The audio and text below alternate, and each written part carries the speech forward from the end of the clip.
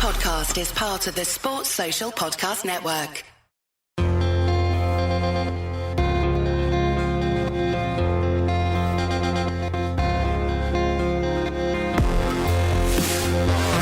Hello and welcome to Humans of Speedway. I'm Ian Brannan, and my guest in this episode is somebody I work fairly closely with through the course of the Speedway season. Dave Rowe is a Speedway journalist and commentator, and much more besides as well. You may know him from the coverage on TV with Eurosport, the British Speedway coverage, and commentating on the SEC series. You might even see his name in the Speedway Star every now and again, because he's one of the chief contributors to that iconic publication as well. But that's really the tip of the iceberg. You see that, you don't see what goes on in the background. He's running the British Speedway press office now, managing the Speedway press releases from all of the clubs and getting that out to as many publications as possible. He's also an announcer at Birmingham Speedway. You'll find him in the box giving the heat results and such like. And he's also part of the team who are trying to save Speedway at Coventry and ward off that threat of development at Brandon Stadium and bring back the bees to the track. That's just a few of the things that Dave Rowe is involved in, and he's my guest on this episode of Humans of Speedway. Welcome, Dave. Exciting time of the season. Everybody's full of hope. We can almost see it on the horizon now. Some interesting changes. We know quite a lot about the teams. Most of the teams have been fully announced, with a few exceptions at the time of recording this. And lots to look forward to, I think, in 2023. Yeah, there certainly is, and it is that time of year when I think most people are getting ready for the season. I think certainly when you get to November time and it's cold and so on, then you're ready for a break, but then you get through November, Christmas. A couple of days ago I looked outside at 5 o'clock and I'm thinking it's not actually dark at this stage, so yeah, it's coming round and not before time. As you say, the fixtures are all out. It was good that all three leagues got their fixtures out in good time, and also separately, so they all had a bit of publicity around that, and so give it another month. February does tend to race by. Lots of things happen, lots of preparations, then we're into March and we're all good to go, so I can't wait. And what are you personally excited about for this new season? Because there's one or two changes. We're going to see the transponders coming in, of course, which is going to revolutionise one or two things, certainly for a referee. And also some big names coming back into this country as well. Dan Bewley, Christoph Kasperzak, Niels Christian Iversen, to name a few. But what are you excited for? I think it's been a really positive winter in a lot of ways, and there's been some genuine efforts made to try and take things forward. I think you look at the Premiership with riders coming back that we haven't seen for a couple of years, and a 7-team Premiership that, to me, does markedly look stronger than it has done for a couple of years, especially with the COVID years affected. So the Premiership looks exciting. You've got new sponsorship with the Championship, and a very competitive league once again. The NDO as well. I think we have new people coming into that, new youngsters to look forward to seeing. You mentioned transponders. It's something that we've talked about for a number of years, and you kind of think it's never going to happen, but now it is. So credit to everyone who's got involved in that. There is work going on behind the scenes to marry that transponder business up with other ways of communication that hopefully will become clear as the year goes on.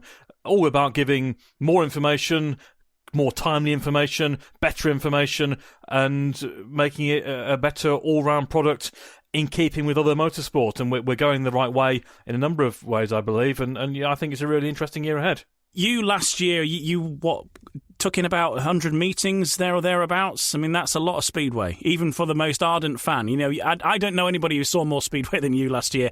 Maybe save for maybe somebody like Jason Edwards, who I think Jason Edwards actually is the only person I know who's maybe actually been to more meetings than you, and it was only just. It's funny, I spoke to Jason a few weeks ago and I said it did feel at one time like every meeting I was going to, he was at, and quite often he was racing either with or against Jordan Jenkins. So it was, 87 was my number of meetings last year, 87 live meetings plus I think it was 11 more events done from the studio. I was hosting a Grand Prix highlight show on a Tuesday after a Grand Prix at Eurosport. So yeah, very nearly 100 events. So when you put that across mid-March to early November, as it turned out to be, it did work out at several per week. And your work is not just limited to the commentary, of course. That's one string to it. But you're a reporter for the Speedway Star. You head up the press office for the whole of British Speedway, the BSPL. So on a daily basis, there's press releases going out.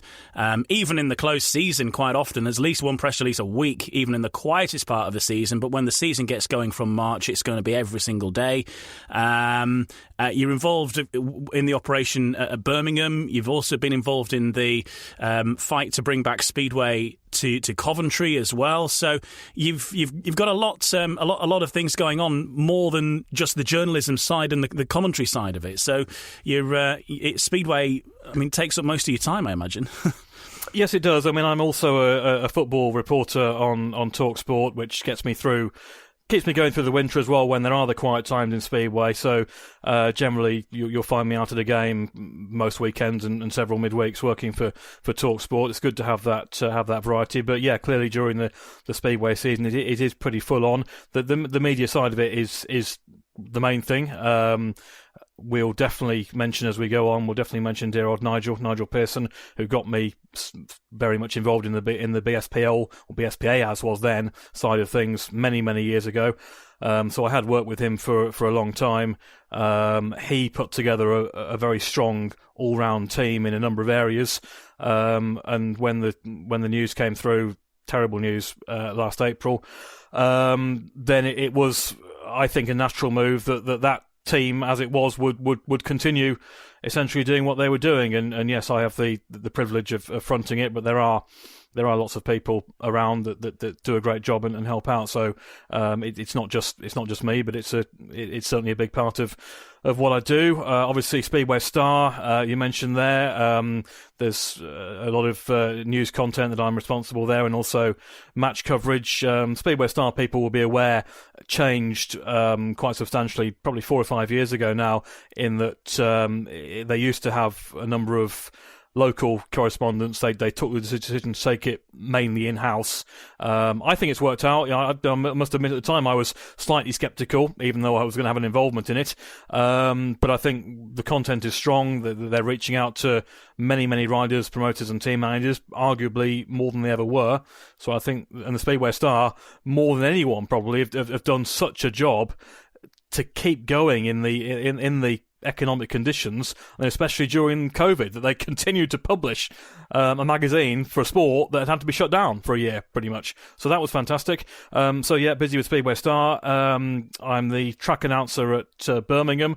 Did take an involvement there behind the scenes briefly during the takeover last winter. I wanted to make sure that they did survive and have a real chance to flourish. So I was involved there for probably 3 or 4 months whilst that was taking place. Stepped away because I didn't want to be too closely associated with one club, having taken over the BSPL job. So that was the reason for that. But certainly the people that are there, I wish them all the very best, and I'm pleased to carry on having involvement there, which is really nice. And yeah, obviously Coventry, which we'll mention as we go, that was my initial and complete Speedway passion. What's happened there is, can find all number of words to describe it. But yeah, for the last 6.5 years or so, myself and again a team of people have been working very hard on the efforts to hopefully bring us back one day. Coventry, of course, very important to you. I'm going to find out more about it in just a sec, about where we're at with the fight to save Coventry, because I think there is a little bit of positive news.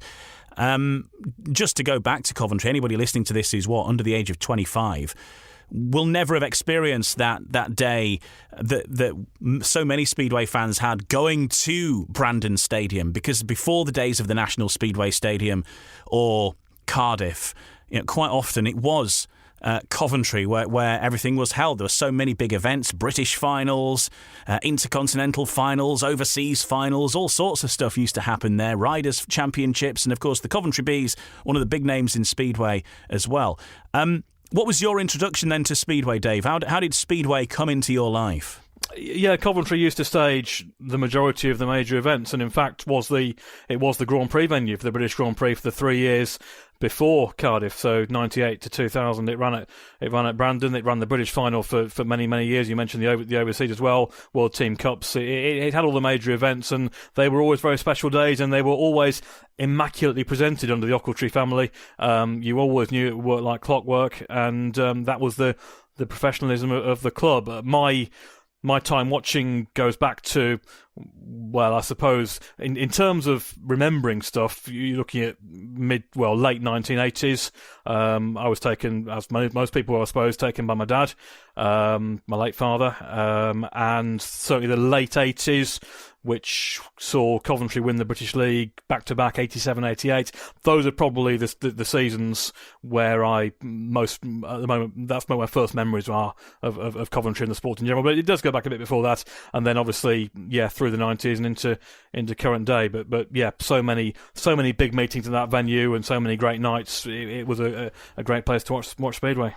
And Coventry, of course, because of its success and the love that people have for the place, even now, even though the club doesn't exist, even if you have a challenge match like happened last year at Birmingham when they took on a B Select, and I think there's a plan to do something similar again this year, isn't there? That you get a big turnout of fans wanting to see that, people coming over from Coventry, and fans from all around really just wanting to see that race jacket again. So many famous names have worn over the years, and a number of them are still involved in Speedway. I know Adam Roynham was talking about wearing that jacket and comparing how it is putting on the pool jacket this year, as in prestige, and obviously no shortage of riders wanting to do these events.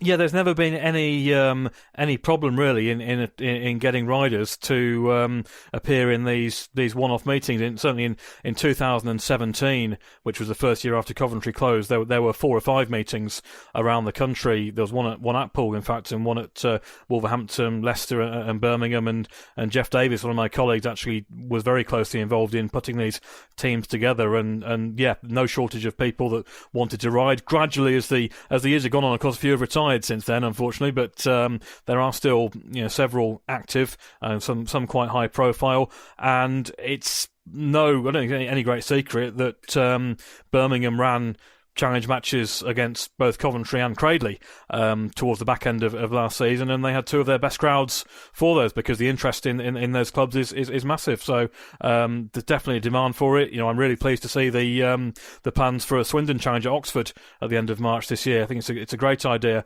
and likewise Newcastle select team at Redcar, and these people have had their Speedway taken away, and doing one meeting doesn't bring it back, but it does keep them in the spotlight, and people are travelling to these meetings in numbers.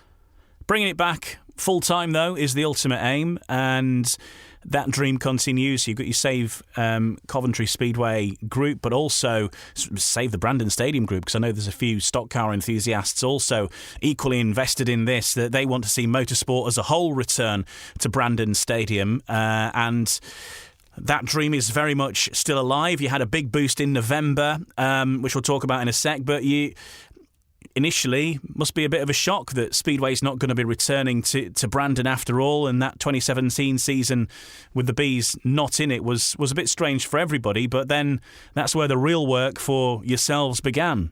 Well, obviously it was a massive shock to everyone when the dispute, if you like, happened at the end of 2016 into 17. It became clear that there would be no prospect of running Coventry, and the idea of running a Coventry team at Leicester in the Premiership was a complete non-starter, and was quite rightly tossed away. So there was going to be no Speedway that year, that was clear, and a group of people got together to say, well, we're going to try and fight this and see what we can do. I can blame Jeff Davis, who's a tremendous, people will know him as a great photographer and comes up with the covers for Speedway Star. He's probably the biggest driving force in this. He's generally our spokesman. He did a radio interview, I think it was the day after it became clear Coventry weren't going to run in 2017, and the radio host asked asked him in a sort of a concerned voice, "What are you going to do with yourself now? And what's Dave Rowe going to do with himself now?" And Jeff said, "Well, I can assure you, we're going to be fighting every inch of the way to make sure we bring Coventry back." And from then on, it's been committee meetings, it's been meetings with council, it's been phone calls, it's been huge documents to contradict the evidence that's being presented by developers that is just, in some cases, laughable but damaging. And you're right. I mean, over the last 6 years, we've frustrated them. I think the developers have had a big surprise as to what the groundswell of opinion's been, and the reaction from the public when we've called upon them to give their views. It's been unprecedented. And certainly in the last few months, a couple of things have happened that make me more optimistic. Certainly the rejection of planning, a universal rejection from the planning committee going against recommendation to do it, was big. They've also put together what's known as a notice of motion, which actually forces the council to take a serious interest and look at the real ways in which they could bring the sport back, very much in the way that Oxford Council were very much against the development of their stadium. So there is stuff going on that does make me, certainly compared to this time last year, more optimistic. You're right to say that the stadium itself is in a dreadful state. The way the developers have handled it is diabolical, but clearly that's their tactics. The track, actually, I think the track you could turn around in not too long. The main grandstand is in a dreadful state, and whether it would ever be suitable for public use again, I'd be sceptical. But the thing is, the stadium is there, the terracing is there. You saw the job done at Oxford in turning round a site that was full of weeds, overgrown and whatever. That was dealt with. So we've got no doubt that Brandon is still the best place and the most viable place to run Coventry. And as we've always said, as long as it takes, we'll keep on going. It certainly feels like the momentum is with you at the minute. The wind's in your sails. It sort of turned a corner slightly with that decision in November, and let's see where things go from here. But it's a big step. How has the return of Speedway at Oxford giving you hope? Because it also shows to the council in the Coventry area that it can be done. You know, it has been done, not far away, just down the road at Oxford. Stadium has been brought back into use. They're now having some of the biggest crowds in British Speedway, week in, week out. It's been a great place to watch Speedway, and it shows that it can be done, and it has been done in the last year. So it must be a great example, perhaps, there. It gives you a bit of hope for the future. Well, we pointed out to the council over the last year or so the way in which Oxford Council had approached this, and they had very much being proactive in saying no to development, and eventually it's led to the developers effectively giving up, or at least allowing the sports back in, which is what we would be after. And we felt with the council in rugby, it's not been a bad relationship or anything like that, but you get the feeling that they're kind of more neutral over it, and perhaps haven't fully appreciated the significance of the sport to the borough and to the wider area, and what they had. They had international professional sport. They had riders from all over the world. They had people from all over the world coming for not just Speedway but stock cars. Brandon used to stage the World Stock Car Final every 3 or 4 years, gets crowds of 11,000, 12,000. People again from all over the world were coming, bringing tourism, helping the local economy. We just weren't quite sure that the people fully appreciated that. You know, councillors come and go, councillors change, elected politicians change. Do they really know what they've got on their patch? And I think gradually we are heading in that direction. And obviously the developers, I think, thought that they would get it through. They've tried a few times in various different ways. They've tried to prove that the stadium was unviable as it was, which was an absolutely laughable tactic. And thankfully it got kicked out. An independent report absolutely pilloried what they were coming up with, and of course the latest tactic is to try and replace the Speedway Stadium with an all-weather football pitch, which apparently will have a greater benefit for the local community. Well, how you quantify that, I've absolutely no idea. And thankfully, again, that was the application that was rejected out of hand in November. So we await their next development. Whether they will appeal that, we don't know yet. They have 6 months to do so, and we're only about halfway through that time, so we don't know. Or will they come back again with a further revised application. Again, that's uncertain, but one thing is for sure, whatever does happen, we'll be ready for it, and we'll fight it just as hard. So what next now then for 2023, do you think? You're obviously waiting for what comes back in some respects, but what's your hope for the next 6 months, 12 months? Yeah, so there's two things realistically ongoing. Obviously, people will know about the third thing, I suppose. The people will know about the court case that the developers were taken to court over their lack of compliance with a community protection notice, basically not keeping the local residents safe by allowing people into the stadium, etc., not securing it properly. They lost that, although incredibly we're told they're appealing it, which is extraordinary. But that's really a side issue. So the planning application itself, they have until early May, I believe, to declare their intention as to whether to appeal or not. We did check that a couple of weeks ago, and there's been nothing through as yet. But as I say, they could leave that till pretty much the end of play on that before they do. So we don't know. So probably the interesting thing at the moment is the outcome of the notice of motion as to that was done in early December.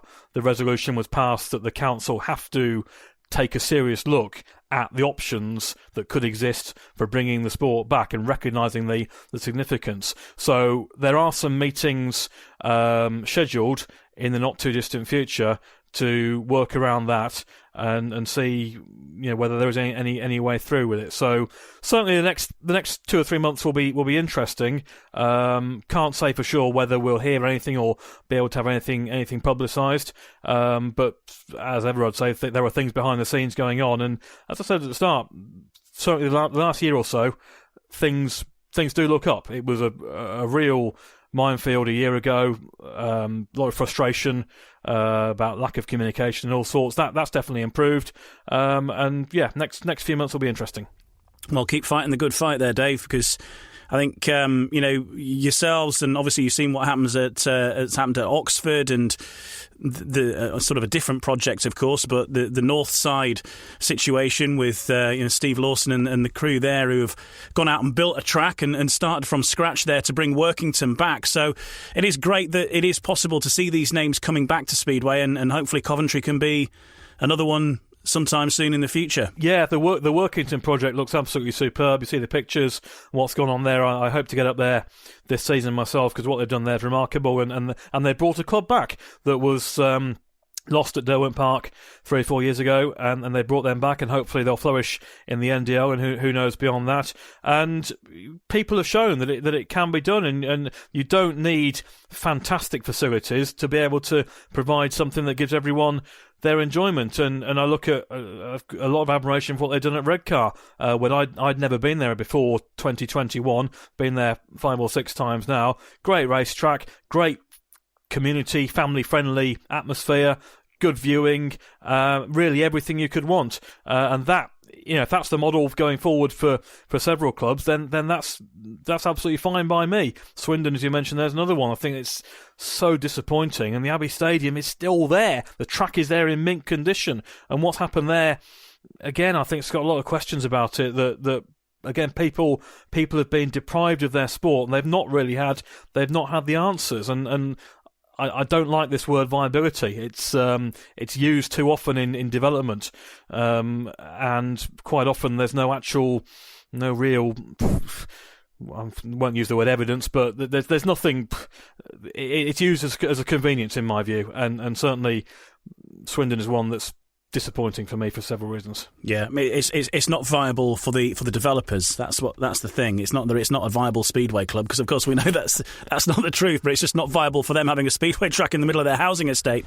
That's the problem that they need to sort out. That's about right. Yes. Okay. Well, yeah. All the best to anybody who's involved in those projects, and yeah, definitely looking forward to seeing what happens with Workington as well when they get racing there, and that track looks tremendous, built to FIM standards as well, and you can see the long-term potential plan and dream for them to bring some top-class speedway to that part of the world. For you, Dave, then going back to sort of the beginning, then was a career in speedway journalism always one that you were aspiring to, or were you when you were school, college, university, or whatever? What was the aim, and versus the reality? there was never any aim on journalism, and I've got no media or journalism qualifications whatsoever. It's all been by experience, and it's all things that have happened, things that have come together at, shall we say, just the right time or at a convenient time, that have sort of led me down this path. I guess it goes back really to my time at Warwick University. That was in the mid to late 1990s, and a couple of things that I did there, and neither of which were actually anything to do with my degree. One of them was a student radio station on campus, so that got me into broadcasting, because after 3 or 4 months there I was hosting music shows, and I was also running their sports department, so that got me into reporting on football matches and getting into that environment. So that was one side of it.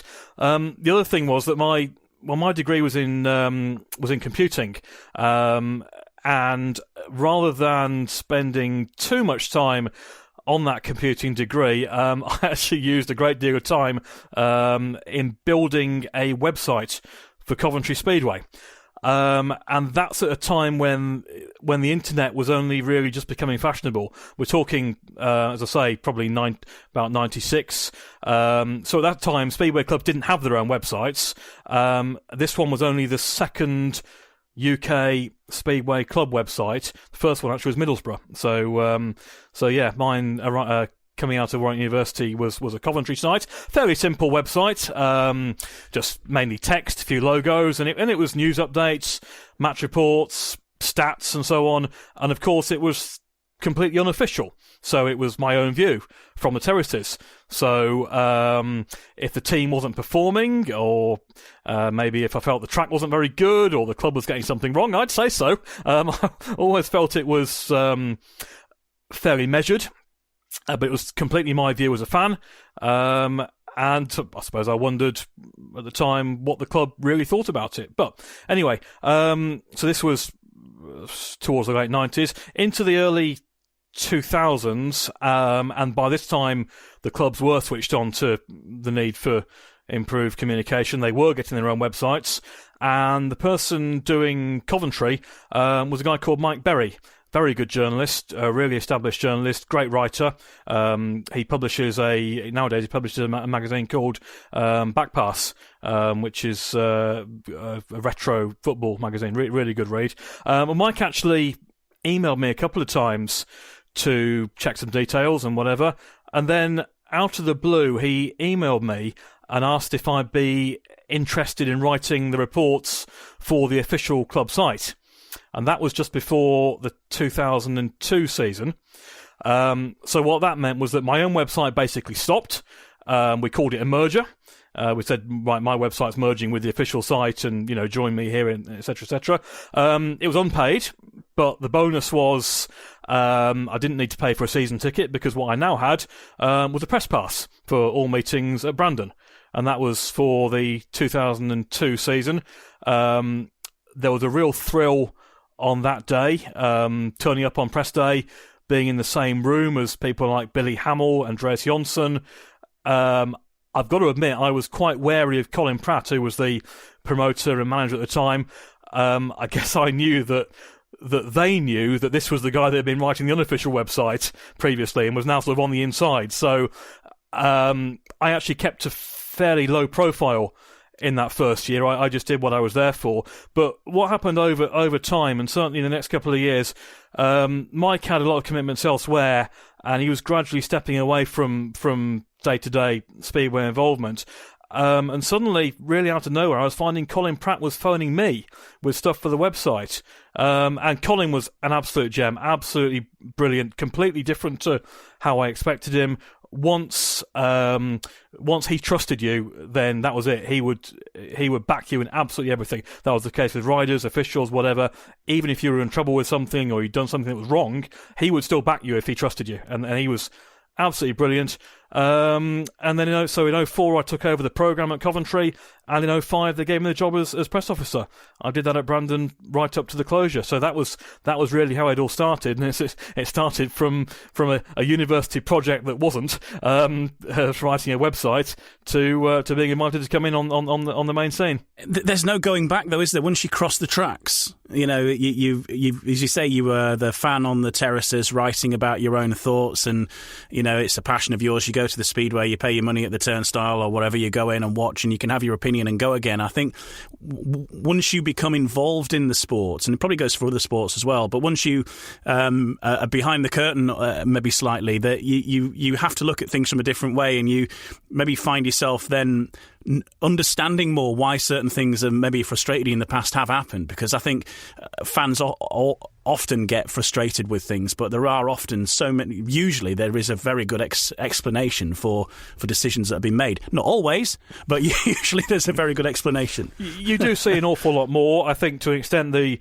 mystique goes. I don't know how I would be now going back onto the terraces if that ever happened, if I ever stopped doing what I do now, and I'd still be a Speedway fan, there's no question about that. That was always my passion, but you do see an awful lot more. It's funny because on the website I wrote, there's a guy called Pete Barringer who films for Clean Cut Sports, also based in Coventry, and he used to travel to away matches a lot more than I did in those days, and quite often he'd write reports for me for my website, from places like Poole and Ipswich when Coventry were there, and now he's also very much involved, and last season he was he filmed for Coventry for many years. Last year he did some filming for Eurosport, which was great, and we often have a laugh that, goodness me, look, what we were doing in the late 1990s has turned into what we're doing now, when it really is a major part of business. But you do see an awful lot more, and you have an understanding for what goes on behind the scenes, and you have to develop a way of reporting things. I like to be accurate. I like to bring in my opinion whenever I can. I call it informed opinion, and I think you can get your view across in a respectful way and doing it in a correct way, and that's what I always try and I try and be as transparent as I can, to say as much as I can. But you do have to accept that sometimes there are things you hear, there are people you speak to, and that conversation goes no further. And I might speak to 5 promoters in the same day, and sometimes one of them might tell me something that I can't tell the other people, because you just know that you don't breach that confidence. You have to be aware of certain information that might be happening in 2 or 3 weeks' time. Different way of working, but you're absolutely right. You do, and you learn very quickly the way to go about it, and the best way to get respect. That respect you need it being a journalist, because there aren't always not really ever sort of formal press conferences. It's not like say if you're a football reporter, you have the press day like a day or two before the match. You go along and the people are put in front of you, and you sit there and you record or write down what's being said by the manager or the players that they get out. Whereas with Speedway, it usually involves you WhatsApping or ringing or whatever these riders to get their words for the Speedway Star, for example. It's not there on a plate. They're not coming to you. You've got to go to them. So if you want to have that chat with those riders, and you've got to develop that relationship pretty fairly early. They come through the ranks in the youth teams, and you might be reporting on them for 20 years potentially. Yeah, that's right. And I do think that one of the things that has improved drastically, certainly the current crop of youngsters, the rising stars, the 19, 20, 21-year-olds, they're all very, very media savvy, and I think because they've grown up in the age of mobile phones and as you say, and filming yourself and Twitter and TikTok and everything else, and they're absolutely brilliant in their interviews and their technique and so on. I like Speedway far more than football in the respect that you can walk up to a rider and basically speak to him whenever. Now you do have to know your time, and it's an interesting challenge when you're doing the pitch reports. I do the pitch reports sometimes on Eurosport shows, and you have to know your riders and when you can approach someone and when is actually not a good time to speak to someone. But again, that's a case of respect and a bit of experience. Whereas in football, we, as part of the work I do for Talksport, and certainly after a Premier League game, you have to talk to the managers afterwards. They get brought to you in a room afterwards, but you have a very limited time. You normally have a press officer standing alongside who's basically taking note of everything that gets said. Normally they're trying to do a hurry up and make, because the manager has to get to somewhere else. Players are often off limits. The whole thing in Speedway is far more relaxing, that generally you can just walk up to someone and talk to them and they will give you the time that you need. So that's what I like about Speedway, more so than football in that respect. And generally in Speedway, there's very few people in Speedway who aren't accommodating and aren't understanding of the need to get themselves out, to get their message out when they say it. It's a two-way street, so I won't stitch anybody up. I won't report something that's not been said. If there's a story that emerges, yep, I'll run it. And I won't shy away. If there is some controversy, then we report it, as long as everyone's happy with what they're genuinely going to say. But I won't go looking for trouble, and people know that.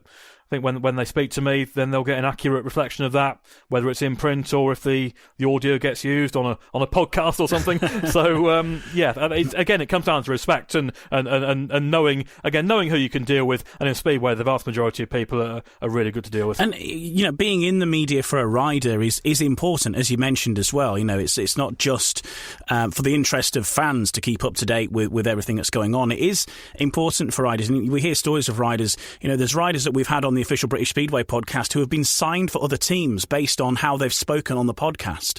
I think it happened with Tom Brennan. It was just when the thing with Eastbourne was starting to go wrong, and Peter Facena heard him on the podcast, and he was like, "This guy sounds like he knows what he's on about. I know he can ride well, but he's you get that. I never got a chance to speak to him, and I like how he's talking." And the same for print interviews as well. It does keep you front of mind, I suppose, with those decision makers in the sport, and maybe sponsors as well, that they might want to be involved with you. Yeah, I think that's right, and it's interesting that certainly over this winter I've actually had a couple of riders approach me and say, "Look, I've got a decent story about what I've been up to.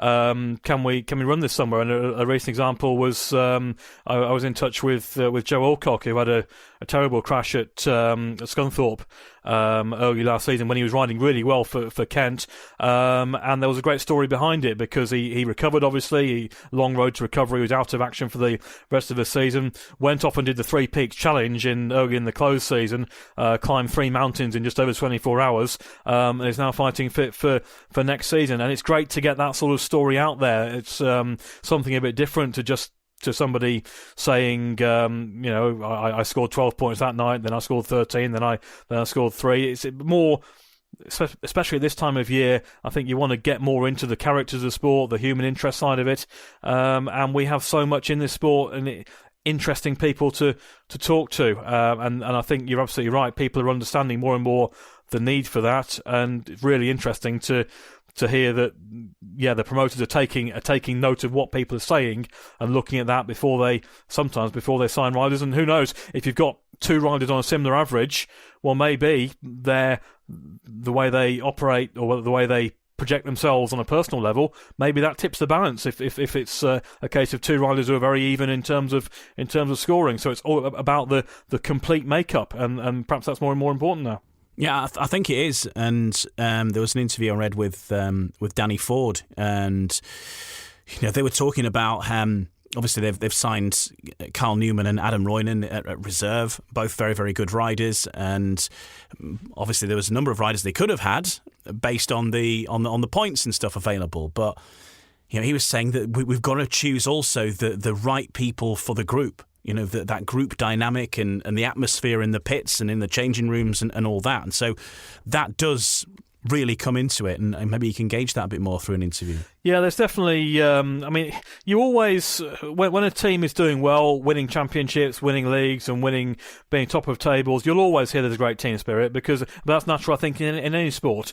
Any team that's going well, they will tell you how harmonised things are behind the scenes, but there's no doubt there are clubs and there are managers who really place a massive importance on that, and you can see it year after year, and you can see it when riders go back to clubs year after year, atmosphere, that they're comfortable in the environment and the way that the manager and the promoter works and the way the club does things. From a point of view of talking to people, there's no doubt I have riders that I see as go-to riders, especially if you need a line from a club when that club is not doing well. There are still people that you can talk to when things are tough, and I get there's a lot of respect for them, because they will say it how it is.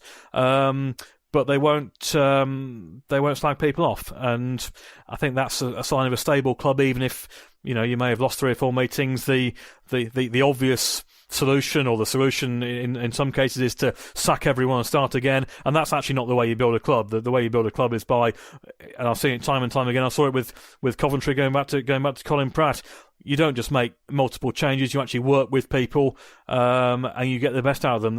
The big example is Chris Harris, who had a terrible first year or so with Coventry, but they got him fixed up, turned round, good equipment, place to live, and away he went. So it's that whole atmosphere of the club, the way they operate, the way they project themselves, and that eventually that will translate over time. You won't win it every year, because no one can predict injuries or another team having a great year or whatever, but you look at the picture over many years, and generally you see the clubs that get it done right.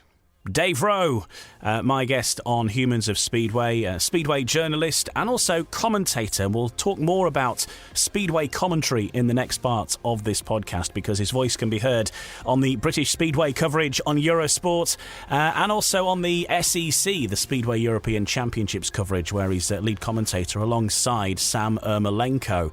But find out why it was accountancy that perhaps Dave would have been heading towards, were it not for the gods of Speedway reeling him in. We'll speak more about that in the next part of Humans of Speedway.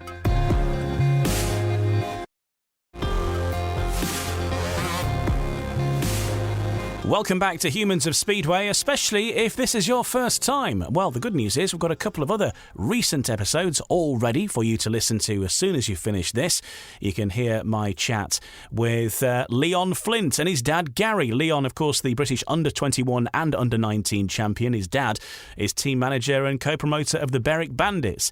So that's a good one to listen to. And also I recently chatted to Adam Roynan, who has recently signed for the Poole Pirates for 2023, but a rich history of Speedway under his belt as well. So listen to those and many, many more besides once you've finished this one, where we're chatting with Dave Rowe. We've talked a little bit about journalism, but we haven't really talked about how it all began with getting into this whole commentary lark. It's a very specific job, Dave, to be getting into. But how did you find yourself in this situation of being, one of the voices of Speedway? Well, I suppose it starts off with going full time in media in the first place, which wasn't what I did straight after university, because I was training to be an accountant for a number of years.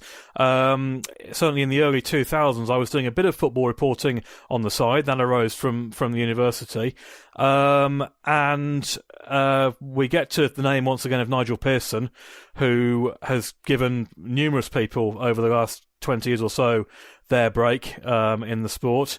In various areas. So I'd known Nigel from the fact that I'd seen him in Midlands football press boxes. His career really took off in the early 2000s. He had more and more work with Sky Sports and with Talksport. And similar sort of time to when I was getting involved at Coventry, he asked me if I could help with some of his newspaper work when he was covering Wolverhampton for the Express and Star and the Birmingham Mail, and he wasn't able to get to all their meetings. So a few times when Wolverhampton were racing at Peterborough or Oxford, I went and did the newspaper coverage, and that again was a chance for media access in Speedway, which was great. See how it all worked. It was the winter of 03-04. Talked a lot with Nigel. He was finding the BSPA job was too much for one person.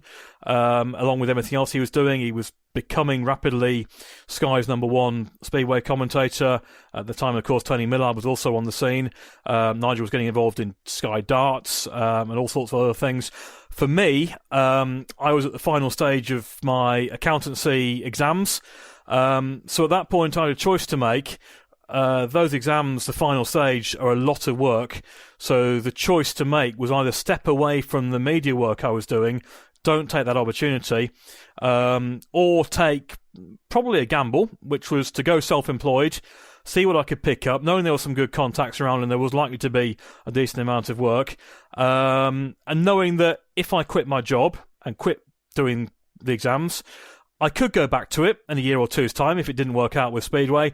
But if I didn't take the Speedway and the media work at that point, then there's no guarantee you probably couldn't go back to it. So it had to be a measured decision. There was a personal side to it, which is that I'd lost my mum in 2003. Lost my mum with motor neurone disease, which has been something that's in the headlines quite a bit nowadays. There's a bit more understanding of it, but it's a really horrible condition.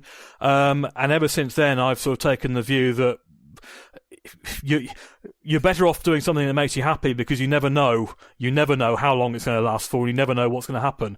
And we've seen that, obviously in the last year or so. So that was the motivation for going into Speedway and media full time. As far as commentary is concerned, I mentioned the name Pete Barringer earlier. He started filming at Coventry in the early 2000s.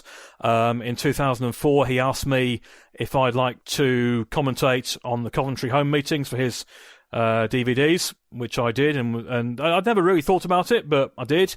Enjoyed it immensely. Did it again right up until the closure. It was just literally 2 hours in my own world commentating on Coventry matches, with a great deal of passion at times. Certainly refined my style when it came to national audience and so on.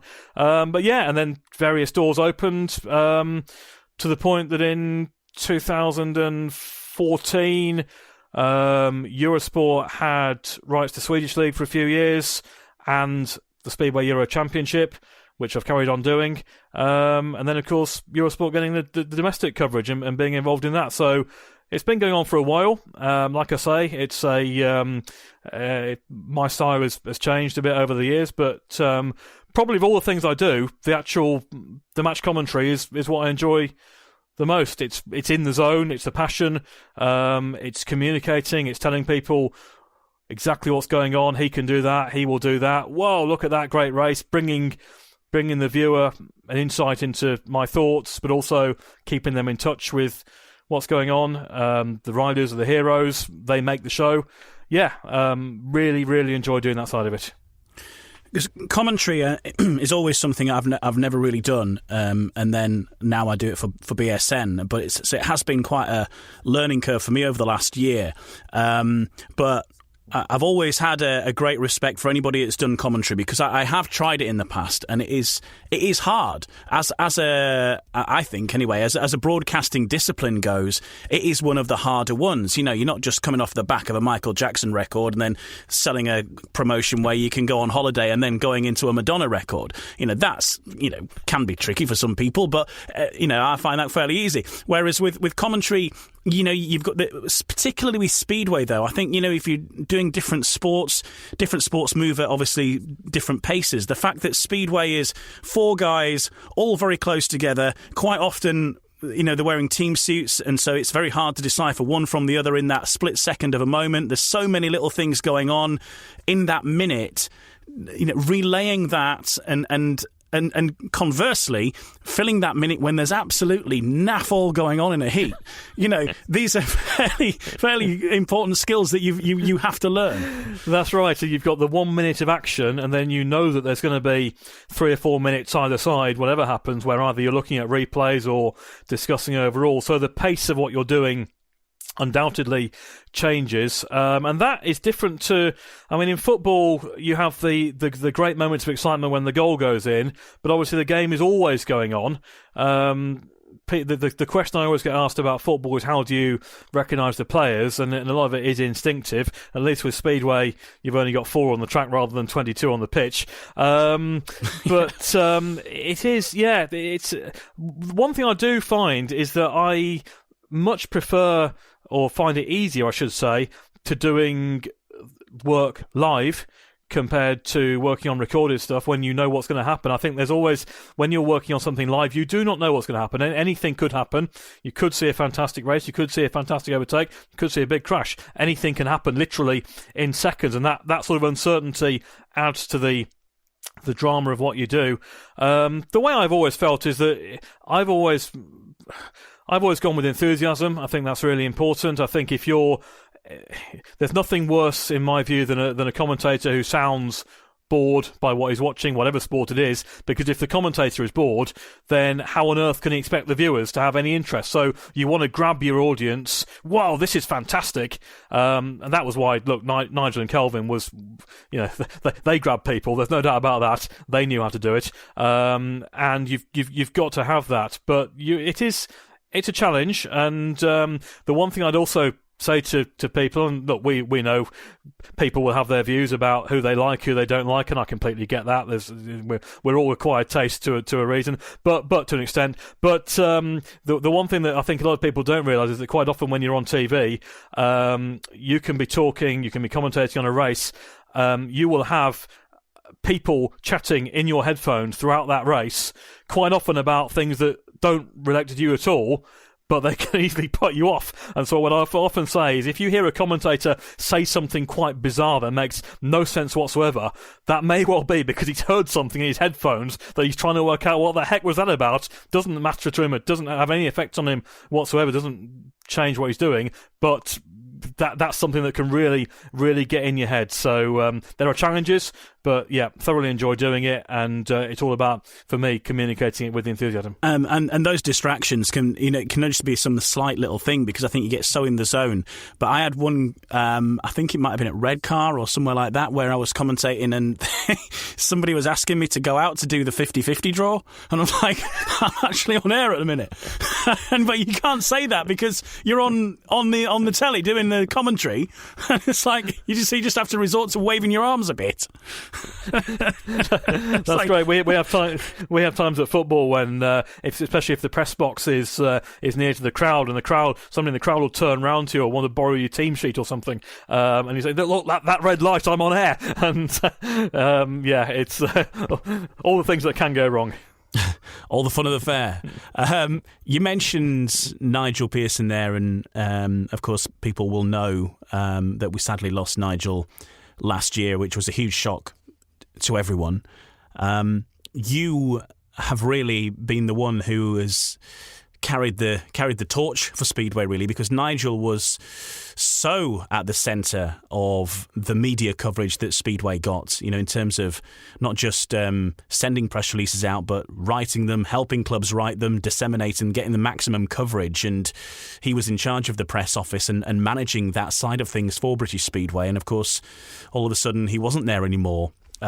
You picked that up along with the team that you have around you, but that must have been obviously it was a huge shock to everybody in Speedway, but you were one of the people who worked closest with him, and it's a massive personal shock at the same time. Yeah, it was obviously a tough time for everyone, and it's still, we're what, 9 months on from when it happened, and you still, I still think regularly of his family and anyone involved. There were so many moments in that following 3 or 4 weeks when it hit home to you what had happened. I remember standing in the pits at the Croatian Grand Prix, the first Grand Prix of the year. I was doing some pits interviews at that meeting, and all the riders standing on the presentation platform on the centre. People will be aware of how they did the presentations last year in Grand Prix, and all the riders standing up there, and the tributes being paid and the commentary being played over the tannoy. I know that a lot of UK clubs did that as well, but to have Nigel's commentary on the tannoy at the Croatian Grand Prix, the first Grand Prix of last year, knowing what had happened, again, it was a real emotional moment. I will never forget the morning when I heard, the Thursday morning when I heard what had happened, and this very, very surreal 36 hours or so, knowing what was almost certainly going to happen. And then I was at football on the Good Friday. Call it a Good Friday. I was at football, and during the afternoon, suddenly my phone was pinging, and phone was obviously on silent because I was doing football, and it was messaging, and there were calls coming in. And I thought, well, there's something's gone out here. Someone knows what's going on. And I think in that afternoon I had 67 calls of people saying, "Is this true? What's happened?"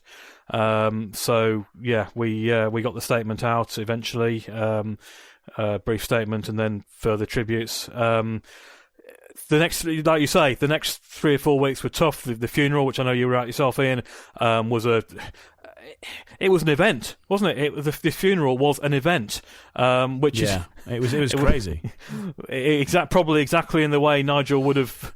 He would have been amazed. Well, I say would have liked it. I mean, no one liked what went on, but it was incredible to see what happened. And you're right. Then for the next 3 or 4 months, we kept finding out stuff that we didn't know Nigel did, and absolutely incredible everything he was involved in. From the BSP side, I think it was pretty much known. As I say, he had his infrastructure, a lot of people behind him, a lot of good people. He'd been very proactive on the social media side in the last 4 or 5 years, and with yourself in launching the podcast the previous year. That was something he'd really taken upon himself to improve and really get off the ground from a BSP side. I'd been focused more on the website, media side of things for a number of years. So in the sense of what I was writing, that didn't change an awful lot. I was still mainly doing what I was doing, but more so taking a more admin role, a more wider view, and making sure everything was going on. And thankfully, Nigel has brought on a very strong team, and 10 years ago, Ryan Guest, nearly 10 years now, Ryan Guest, who you hear a lot doing interviews on podcasts and on Centre Greens, he got involved. Joe Appleton in the last 3 or 4 years, and now has a job at the Printers, Curtis Sport. Jamie at Wolverhampton. There's all sorts of people who have formed part of that unit, and Nigel had put that team together. So the team stayed in one place, which was great, and it was just finding out everything he'd done and making sure everything did continue. And that did happen, definitely, and all power to everybody. It was a team effort, but I think he would be proud, and he would have. Yeah, I wish he could have seen the turnout they had for that day of the funeral. I don't think it could have been any more perfect, if I'm honest. And such a massive turnout that the village of Wombourne, which is where he lived, ground to a halt. The cricket club is right in the centre of Wombourne as well, where he spent a lot of his time, and a lot of time drinking the odd pint of the black stuff, of course. And there was so many Speedway people there. Kelvin Tatum, of course, Chris Louis. I think the whole Wolves team turned out. Sam Masters was certainly there. People like Ronnie Corrie, names from the past. Simon Stead. I remember the one image I really remember is Jason Doyle standing in the cricket club after the service, holding a half pint, I think it was, of Guinness. And you just think, Nigel would have loved that. Jason Doyle standing in his cricket club that he used to always go to with a half pint of Guinness in his hand a couple of days before a Grand Prix. He would have thought that was brilliant. Yeah, we had. I mean, the church was standing room only. There was a private service afterwards that was very, very emotional for close friends. Funny enough, you mentioned the order of service, and the one thing that made me smile on the day, the order of service was a programme. Yes. And Nigel was so passionate about programmes. I love my sports programmes. I keep all my programmes from every event I've been. I've got a room next door to where I'm doing this from that is full of programmes from like 40 years. But Nigel loved programmes, and it was great that Curtis Sport came up with a programme for that event. It was so appropriate. And that was perhaps, if there's one thing that made me smile more than anything on that day, in amongst all the emotion, then it was the programme, the order of service. And the choice of music as well, which was the darts music, that they play into the breaks. So that was how it was played out, and that In the Air Tonight, which I thought was good, because whenever I was presenting on Smooth Radio, which is how I first really came into contact with him, when I was doing stuff there in the West Midlands, and he didn't actually know that I was interested in Speedway at the time. So it was kind of a bizarre sort of meeting there. But I know that kind of music was right up his street, because that's the kind of stuff he would ask he would ask to play, and I get messages from him even until the end sort of thing. Messages from him saying he'd heard me on an advert on some sort of radio station, because he used to listen to radio stations in North Yorkshire to make himself feel at home. So he'd listen to these in his office, and he'd say, I've just heard you advertising the Black Bull in Scarborough. And I'm like, all right, yeah. I can't see. He actually knew more about the radio stations I was on than I did, because he just listened to them all. But yeah, sorely missed. He was he was massively passionate about local radio, because he had that was his upbringing. He worked extensively for BRMB and Beacon in the Midlands, but you're right. He was disappointed, like I think we all are, with the way you now don't get real local commercial radio like you used to. It's all changed, and it's all in my view not for the better, but that's probably a different story. But yes, but he was always very passionate about that. There were things he loved, and he loved going home to Yorkshire as well. So yeah. Yeah, Nigel Pearson. And we could talk all day about Nigel and not talk about Dave. But Dave Rowe is our guest on Humans of Speedway. One other side of it, the Speedway that you've been involved in or remain involved in, of course, is doing some of the announcing. And obviously there's different announcing at Speedway. Centre Green announcers, and maybe they provide sometimes a bit more of the sort of general entertainment, filling the gap between the heats and so on. But then you've also got the man who's in charge of the nuts and bolts. And let me tell you that heat times, surely one of the more important fixtures of anything that BSN gets asked for. It's heat times. What's the heat time? Why don't you do heat times? And the simple answer is we've got too much going on, and we can't actually hear what the heat times are when they're being announced. However, people with transponders and the data coming in 2023, your prayers are going to be answered, ladies and gentlemen. But tell us about that. You know, the responsibilities there of announcing. You sat next to the referee. You must have had some experiences in those boxes at Birmingham. Absolutely, yeah. I started announcing at Birmingham. Well, really, they came back in 2007 at Perry Bar. Nigel was going to be their first announcer when it all kicked off there, and as it turned out, he was too busy to commit to the majority of meetings. So the first year at Birmingham kind of was a movable feast. There were about 3 or 4 of us that all had a go during the year. But before 2008, Graham Drury, who was the promoter at the time, and another man I've got massive respect for in Speedway. Graham rang me up and said, "Would you want to take this on full time? You're going to be there every week anyway, doing newspaper work and so on. So do you fancy doing it?" And yes, did. So, and I've been the announcer, the box announcer at Birmingham ever since. You're absolutely right. It's 2 different disciplines between box and centre green. I've done a bit of centre green, standing in for people at the times. Perfectly honest, my natural better environment in that respect is the box. There's no doubt about it. Centre green I quite enjoy, but of course centre green you have the stress if there's problems, if there's crashes and delays and fence mending and abandonments and all sorts. So yeah, no, I enjoy the box announcing. Like you say, you're alongside the referee, and most referees are pretty affable guys or girls, as it is. The timekeeper, who does keep the time, and we announce out to the crowd, just that you can't hear it, unfortunately. But yeah, it's generally when all goes well, it's not particularly stressful. Where it does become stressful and professional and important is when, unfortunately, normally when something goes wrong. When there are important announcements that you have to make, or maybe there's been a serious crash, and basically the 3 of you on that front desk are the front line in terms of you've seen what's happened, and sometimes you will have to help the referee in terms of an overall agreement if there has been a crash.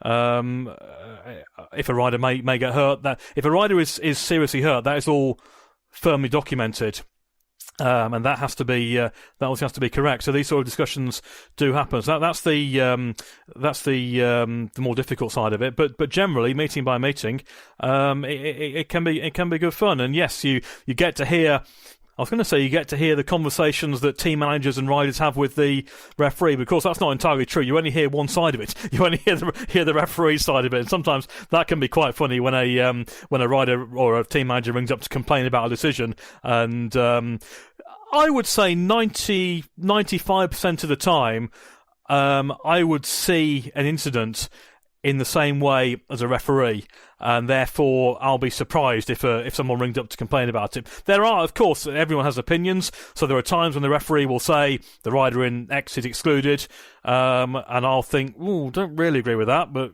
so I'll on the microphone, and the referee has decided that the rider in is excluded, and that's that you have to do that. That's the professional thing. You can never give your own opinion, even if it differs from the referee. But generally, I think we're in agreement, and generally, yeah, I enjoy that. I enjoy that side of it. It's a good night at Perry Bar, and I did. So it's something I also did at Swindon for 5 years or so. Gets on very well with Roscoe, have done for a number of years. Had stood in there in the box in Swindon a couple of times when people were away, and it was quite funny because before the start of the season, probably 2015, Roscoe rang me before their first meeting and said, can you stand in the box tonight, please, mate? Can you do the box? I said, yeah, no probs. Oh, and can you do next week? And can you do the week after? And because their existing presenter had left, and yes, all right, Roscoe, I'll be there every week until you tell me you don't need me. And of course, I was there for 5 years and enjoyed that one as well. Great times with Roscoe. Maybe Roscoe's another man for this podcast at some point. I'm sure he's got some tales to tell. Back to what you're saying about referees, though. Sometimes referees get a lot of flack from all sides, but particularly fans and so on. But they do have a tricky job, and I want to get another referee on this podcast. We've got one with Chris Durno from a while back, but I have seen referees hold their hands up after a meeting and say, apologise to riders or team managers. Look, sorry, I got it wrong, and they only get one look at it. If the match is on Eurosport, they do have the TV replays, but other than that, it's just on what they saw. The boxes are so different in different stadiums. Not every box is on the start-finish line. Some have got some stanchions that make things a little bit difficult to see depending on where you are. So there's many, many variables, but at the end of the day, they are but human. No, absolutely, and I do think this is again something we could move forward in that if the replay is clearly available. At the moment, the rule book is that in a televised meeting, a Eurosport meeting, the referee has the screen in front of them. They can watch the replays, and that's been the case for a number of years. There are places, and Birmingham is one, where the filming point is right next to the referee's area, so it doesn't take too much to go in and take a look. And I wouldn't be against that happening. I remember the incident that you're referring to, and I was involved in one last year as well. In a crucial heat 15. There was a crash, and the decision was going to decide really who won the meeting pretty much. And the referee said who gave the colour of. I was announcing the meeting, and the referee gave the colour of the rider that was going to be disqualified, and it was not what I was expecting, and it was not what the timekeeper was expecting either. And we sort of slightly rolled our eyes at each other, and we're thinking, "Whoa, what's going to happen there?" But what the referee did, and quite often you'll find when there is a crash, the referee will not have the decision announced until he knows the riders are okay or have been dealt with, rather than get stuck into that decision whilst they're still having treatment and potentially injured. And in that 3 or 4 minutes whilst the riders on the track were being treated, the referee had replayed the incident in his mind, and I think he probably got a bit confused by maybe the track lighting up into the bend, or just the exact order of who was where. And a couple of minutes later, the referee turned and said to the rider in, "This colour is excluded," and it was a different colour to the one that he'd already said. So it's absolutely, we see it in football as well. Sometimes the thing to do is not just leap in, just take a bit of time to make sure it's right. In this case, the right decision was made, and it was announced, and there was no problem. And so that was quite an experienced referee there that did that, and probably used the experience there to good effect. Yeah, you've definitely got to have a good memory to be a referee, that's for sure. And I think we'd like to talk more about referees at some point, just to get another view of what it's like in the ref's box. And we'll talk more about referees in the next part of the podcast, in fact, because Dave Rowe is going to design his dream Speedway meeting. Yeah, and with all the knowledge he's got and the tracks he's been to, I'm fascinated about what he's gonna pick out here. And that will be on the way in the next part of Humans of Speedway.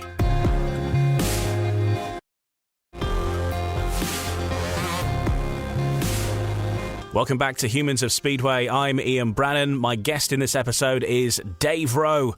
You might know him from Eurosport, the British TV coverage, and also the SEC. You might know him from the official British Speedway podcast. He's a regular contributor to that. Also the Speedway Star, and away from Speedway, he's also a football reporter for Talksport as well. And now we're going to ask Dave to... Well, he's going to design his dream Speedway meeting. If you've not heard this feature before, we've done it on, I think, pretty much every episode we've done so far. And it's a little bit like Desert Island Discs, but with a bit more shale, gravel, and probably a soggy hot dog. Let's start off, though, with the first question. Dave, if you're designing your dream Speedway meeting, we obviously need a track to race on. Now, which track would you choose purely for the racing, irrespective of the surrounding facilities, just the track that's going to give us the racing? What would it be? Okay, well, the track for racing is going to be Big Gosh. Big Gosh was the first track abroad that I ever went to, and this will surprise you, but it took until 2014 for the first time that I ever went to watch Speedway abroad. And that was when I had the great pleasure for several years of working inside the GB camp with Roscoe. Basically an extra pair of eyes and ears and whatever for what was going on. And that the World Cup that year was at Big Gosh. I was absolutely taken by the place. And of course, for a number of years, it staged fantastic Grand Prix. There's a brilliant race from, I think, around 2000 involving Hamill, Hancock, Golob and Lee Adams. And it just year after year, and the way Golob got around Big Gosh, I think it was the perfect racetrack. There was a lot of good tracks in Poland and a lot of places I enjoy going to. So pleased that this year there's a round of the European Championship at Big Gosh, because it was there in 20 and 21, but we couldn't go because of COVID. So it's back there this year, and I'm really pleased to go back to Big Gosh and commentate on a meeting there. So Big Gosh is the dream track. Yeah, and we'll talk about the stadium as well. But I mean, of your well, actually, tell us about your stadium first, and then we'll talk about other places you've been, I think. But so we're putting the Big Gosh track in a stadium, and this is for the facilities and for the overall experience. And which stadium would you put that in? Well, this isn't going to surprise anyone at all, but Big Gosh is going into Brandon. The Big Gosh track is going into Brandon. There's no surprise there. I think you could fit it in. I think Big Gosh is not that much bigger than the Coventry track. I think there's space. There's space to do it. You could still leave the main grandstand there. The reason why I say Coventry is quite simple. That's where my passion for Speedway was and is, and it's just, I know every nook and cranny of Brandon. Probably been in almost every room in that stadium, in the main building, in all the offices. Everything about that stadium is home to me. So if we could have the racing that you get around Big Gosh and put it in that home, familiar environment of Brandon, then that will do me. These we talked quite a bit about Brandon, of course, already earlier, and what a place it must be. But on your journey, going around Europe, when you're commentating on these fixtures like the European Championships, the SEC, or wherever else you've been, because you've done all sorts of stuff, Grand Prix and more.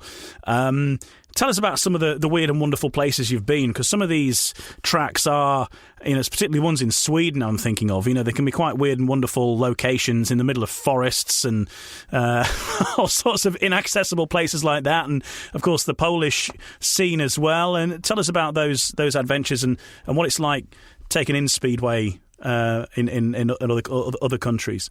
I thoroughly recommend it to anyone that's not been abroad. I think if you're a Speedway fan, go abroad and experience it in a different country, because it's you'll absolutely love it. Sweden, yeah, you mentioned we went to Hallstavik, home of Ross Begana, for an SEC round a few years ago, and you're right, in the middle of nowhere, in the middle of a forest. about an hour and a half away from the airport, and that was a decent trip. There's one I enjoy immensely, a regular one, which is Güstrow in Germany. Very different track to majority, quite tight, but throws up good racing and quite often a surprise result. So that's a trip I enjoy.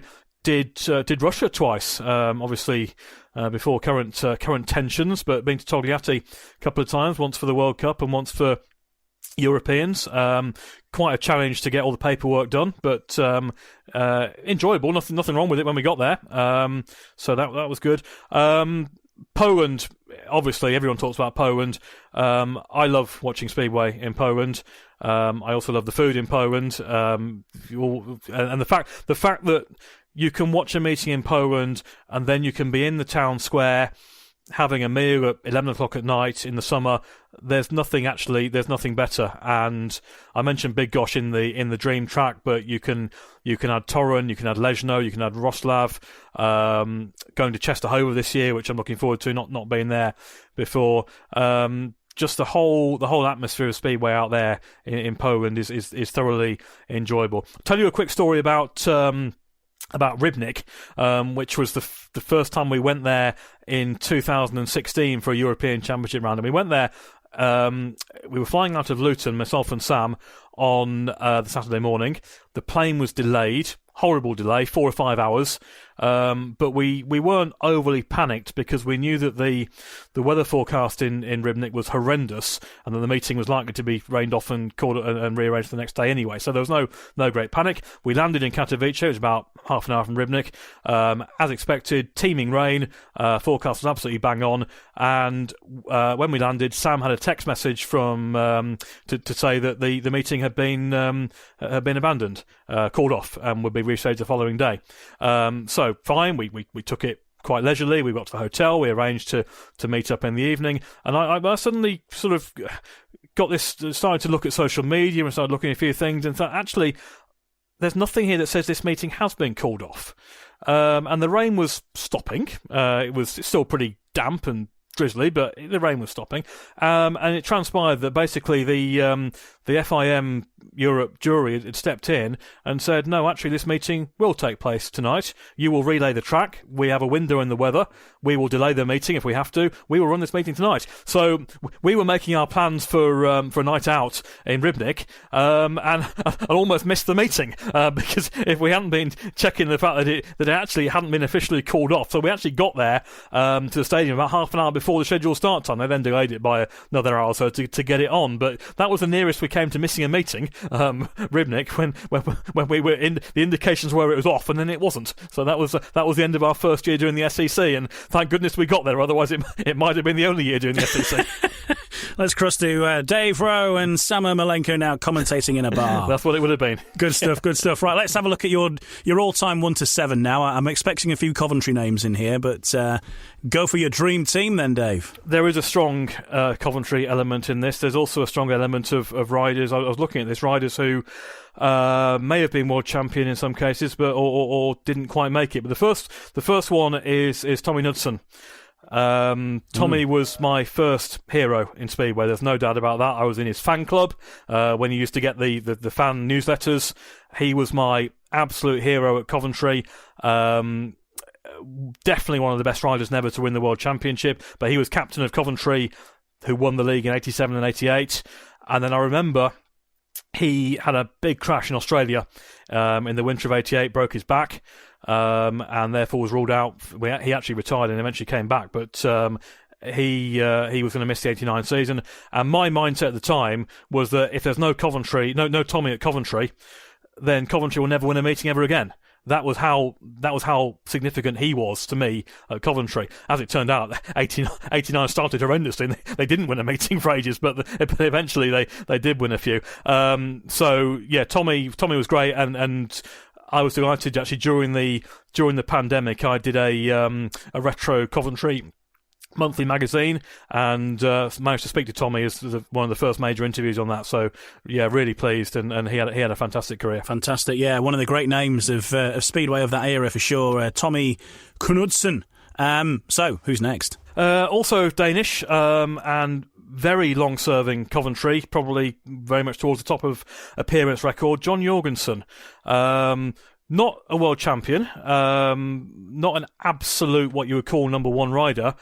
When he was hooked up round Coventry, he could overtake anyone. And again, during the pandemic, I took a lot of time to watch old VHS videos of Coventry in the late 80s, early 90s, and the number of races that JJ was involved in with some absolute top riders. Some of his battles with Janne Pedersen were fantastic. And for longevity, he first rode for Coventry in 84, and was also riding for them in 2004 as part of the squad. He wasn't quite there all the time, but he was there for most of it. So yeah, real loyalty, and a very, very good rider, especially around Brandon. And the Danes were so good in that era as well, weren't they? I mean, they're not bad now, but it was a rich time, that particular era. So Tommy Knudsen, John Jorgensen, and number 3. So we have a third Dane, and this is Brian Anderson. And Brian won the under-21 World Final at Coventry in 91, had a brief spell in the second division with Newcastle after that, but was always earmarked for Coventry. Spent the rest of the 90s at Brandon, and for me was going to reach the top. He just won the British Grand Prix at Bradford in 97, and then he broke his collarbone. He was challenging for the World Championship that year, and then for the rest of his career, he was just riddled with mainly collarbone injuries and was never quite the same. But again, technically, brilliant rider. He could overtake. He was a team rider, lovely style, and obviously still firm. Has always been involved in the sport with engine tuning, and now with his lad doing well in GP3. So that dynasty will continue. But yeah, Brian is known at Coventry as the Axeman. Yeah, he was definitely a big favourite of mine. Yeah, he was always a solid rider. I remember him. Probably first year he came onto the scene, he was riding at Bradford, came to ride at Bradford, against Bradford as a visiting rider. But when you're looking at riders like Hans Nielsen and the like who were around, and some of the other names, Tommy Knudsen that you're mentioning as well, and then Brian Anderson was like the new generation of Dane. It's exciting to watch. So Dave, then, who's at number 4 in your team? Right, moving away from Denmark for this one, but I'm going with one of the all-time greats here, and that's Greg Hancock. Who spent 5 years with Coventry, and for me did a lot, and I could have gone Billy Hamill as well, to be fair, because they both were big at Coventry in the late 90s. But Greg did an awful lot to lift the mood around Coventry. You mentioned Hans Nielsen, and there was a little time at Coventry where perhaps some of the big names had moved away, they'd retired.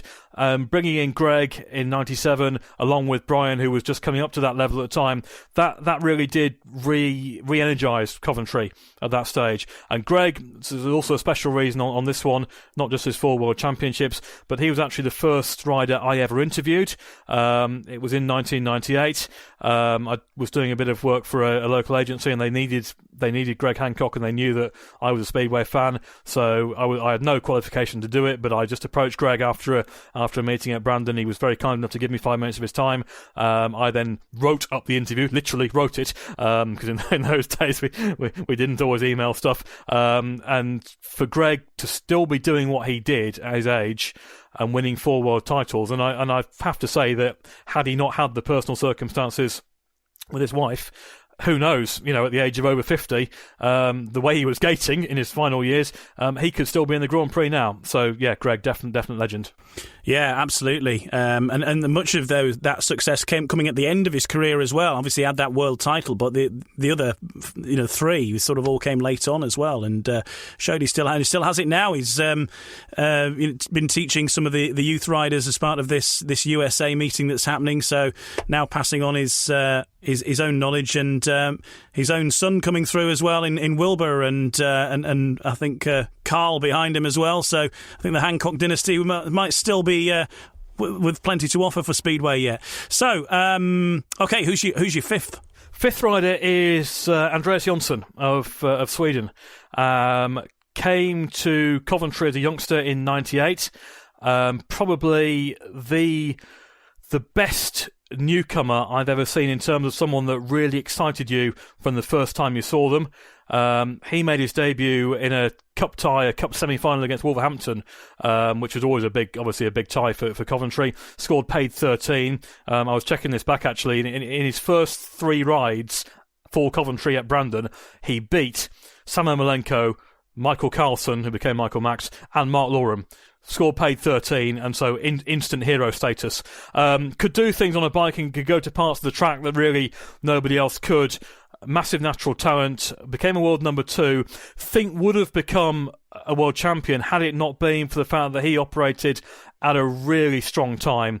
His peak was probably late 2000s, and at that time you'd still got Jason Crump, Greg Hancock, Golob, Emil coming through, Jarek Hampel, Nicky, Chris Holder. It was a real strong time, and that's probably why Andreas Johnson never quite won the World Championship. But yeah, consistent Grand Prix performer and Grand Prix winner, and brilliant rider to watch. Yeah, as you say, it's a good point. A slightly different era, and he could have won some significant silverware, but great rider nonetheless, Andreas Johnson. So, looking good so far. A few slots left. Who else is in the team, Dave? It's looking good so far. Okay, well, I could not possibly leave out Chris Harris, who is an incredible legend of Coventry and the sport in general, and still going at the age of 40. And a lot of my favourite Coventry moments since I started working in the sport, and also commentary moments, have involved Chris Harris and the races he's been involved in, and just the overall influence he can have on turning a meeting by doing something really special, and the way he's captained teams. And I could also have mentioned Scott Nichols in the same breath. And Chris had more time with Coventry, so probably that's what gave him the nod. But the way in which they approached the team ethic, what the club meant to them, and just the moves that Bomber has pulled off over the years and still is doing now. And the year he had with Peterborough last year was Bomber at his absolute finest. So I want entertainment in my team. So there's no doubt that Chris Harris goes in. Yeah, absolute legend, and I can't believe he's 40 when you just mentioned that there. That's incredible, but I think he's actually getting better with age. I mean, he's actually learnt to gate in the last season. He was out the traps and into that first bend before anybody all of a sudden, but we love those Bomber moves for sure. Okay, and last couple of slots on your team there, Dave. Well, this one is non-Coventry, completely non-Coventry, but I've got to go with the current world champion, Bartosz Marslik, who I think has the potential to break a lot of records in the sport with the level he's currently at. I think he's a fabulous rider to watch. I love it when you can watch a rider who you can really tell when he's on the chase, on the prowl, he's really hustling and thrusting that bike. And I think he's got the current Grand Prix system nailed down to a T. The way he does it, obviously in the Grand Prix at the moment, every individual point is not vital. You have to make the semi-finals, then that's where the big points are awarded. He knows that he can ride relatively with himself, score 10 or 11 points, make every semi-final, and then that's where he gets the elbows out. He does a marked change in how he approaches semi-finals and finals, where big points are offer, where as opposed to the first 5 heats of a Grand Prix, where it's points gathering to go forward. So the way he does it, I think, is spot on for the system, and for the style of riding he has. He's all arms, he gets across people, he gets into some incredible shapes. But when do you ever see Bartosz Marslik knock somebody off or get involved in an incident? I think he's phenomenal. He's got incredible strength, bike control, 3 world titles. We're all hoping that the likes of Dan Bewley push up to challenge. Really hope that happens. At the moment, Marslik is a level apart from the rest. I make him strong favourite for this year again, and I think he could well extend that run of 3 world titles. Well, it's not a bad lineup, Dave. Tommy Knudsen, John Jorgensen, Brian Anderson, Greg Hancock, Andreas Johnson, Chris Harris, Bartosz Marslik. That is the dream team of Dave Rowe. Right, so we're having a Speedway meeting. You might well be doing the announcing in the announcer's box, but next to you there will be a referee. So who would be refereeing your dream meeting? Because you've sat next to many during the meetings in the course of your career, but who would you go for? Well, I've picked several riders who were good enough to win world titles but didn't. So I'm going to pick, in my opinion, the best referee to never referee a Grand Prix. And that's Chris Durno, who I think you know pretty well yourself, Ian, anyway. And Chris has worked for the FIM for a number of years, refereed the Grand Prix Challenge a few years ago, is now secretary on the long track. Certainly was a good enough referee to referee a Grand Prix. And when you look at people who you sit alongside announcing at meetings, I always look forward to a meeting when I see Chris's name on the list. You know you're going to get a good referee, a good bloke as well to chat to. Meeting is run in the proper way, and I think Chris Durno would certainly be in charge. Yeah, he has done the World Long Track finals, though, hasn't he? He was on the long track circuit as an FIM referee rather than the sort of traditional speedway, if you like. So he is up there with the FIM, but great guy. And if you were going to maybe introduce a rule or tweak a rule to some extent for your meeting, what? I mean, you're very close to the rule book anyway, Dave. But what would it be? Some would say I'm too close to the rule book, but anyway, yeah. Thankfully, I don't have to worry about writing it. How's it looking? I'll tell you when I've read it. The rule I would change actually is actually in the meeting format. Because I think the best format we had was one that operated in the mid-1990s. So I would have an extra race. We'd have 16 heats in my meeting, and the format we had in the mid-90s was that heats 1 to 14 were pretty much as we have now, but you have an extra nominated heat. So heat 16 would be the top 2 scorers in each team. Heat 15 would be any other 2 riders picked by the manager. And what I think that does is it just takes away the element where a top-heavy team, we've all seen it before, heats 13 and 15, they get a couple of 5-1s, can change a meeting. Throw in that heat 15, the extra nominated, just puts a bit more pressure on a team to have a bit more balance about them, because there'll be 2 more riders who have an extra ride, and you can't quite have the same effect as the current heats 13 and 15. So my meeting will be a 16-heat meeting with an extra nominated race. Yeah, generally our meetings are fairly traditional in Britain, but there are some other ideas going around, and I think it's going to be interesting for many fans to see what's going to happen at this USA versus the World meeting, because they are trying some different stuff there. Because you've got the standard team meeting, but in and among, there's going to be qualifiers for the individual tournament, which is happening towards the end, and it's going to be very interesting because part of that later on in the meeting is something that's called the last man out challenge. And what happens there is you're going to end up with 4 riders. So 4 riders come down to the tapes. The tapes go up. The riders do 1 lap, and then the checkered flag comes out. So it's a 1-lap race. Whoever's last is out. Okay. So the remaining 3 riders come back round to the tapes again. The tapes come down. The tapes go up. They do another lap. Same thing. Checkered flag immediately after the 1 lap. Whoever is third is out. So you're left with 2 riders. Hope you're following this. The 2 riders come round and they have a 2-lap sprint race, a match race to win that tournament. So something a little bit different there, and there's going to be loads of races, about 30 races in the whole thing. So certainly going to be a busy night and some new stuff there for people to get their eyes around as well. Right, let's move on to your opposition then. Who is going to be your opposition for your dream meeting? This has to be an actual team that did exist at some point in time. So Dave, who would that be?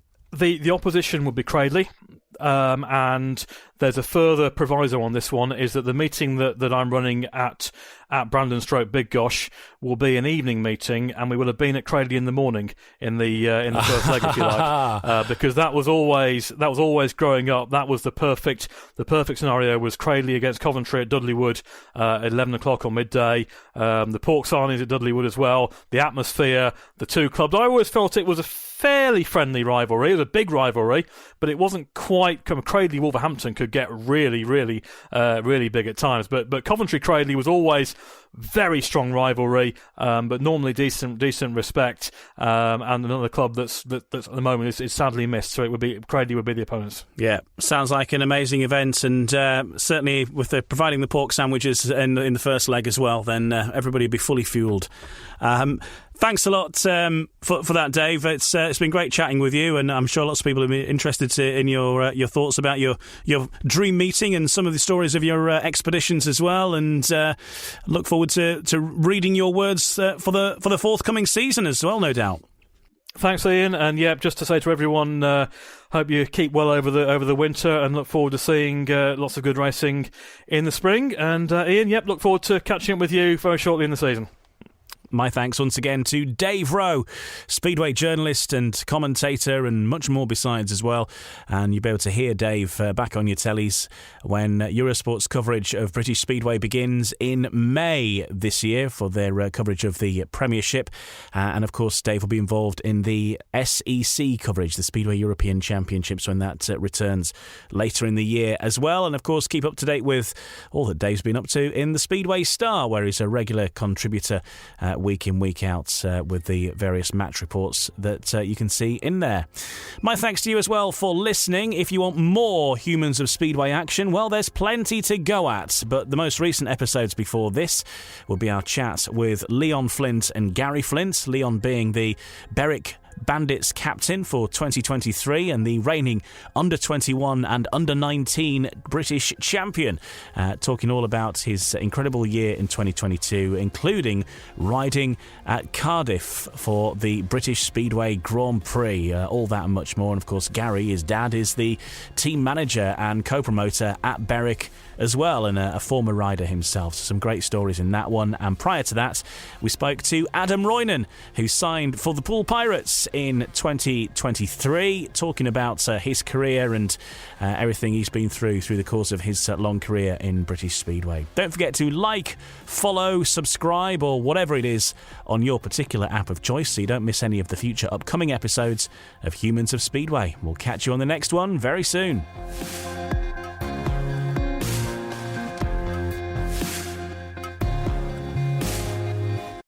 Sports Social Podcast Network.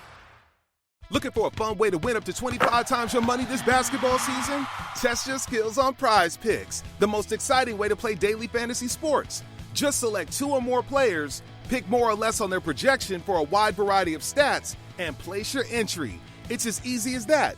If you have the skills, you can turn $10 into $250 with just a few taps. Easy gameplay, quick withdrawals, and injury insurance on your picks are what make Prize Picks the #1 daily fantasy sports app. Ready to test your skills? Join the Prize Picks community of more than 7 million players who have already signed up. Right now, Prize Picks will match your first deposit up to $100. Just visit prizepicks.com/get100 and use code GET100. That's code GET100 at prizepicks.com/get100. for a first deposit matchup to $100. Prize Picks, daily fantasy sports made easy.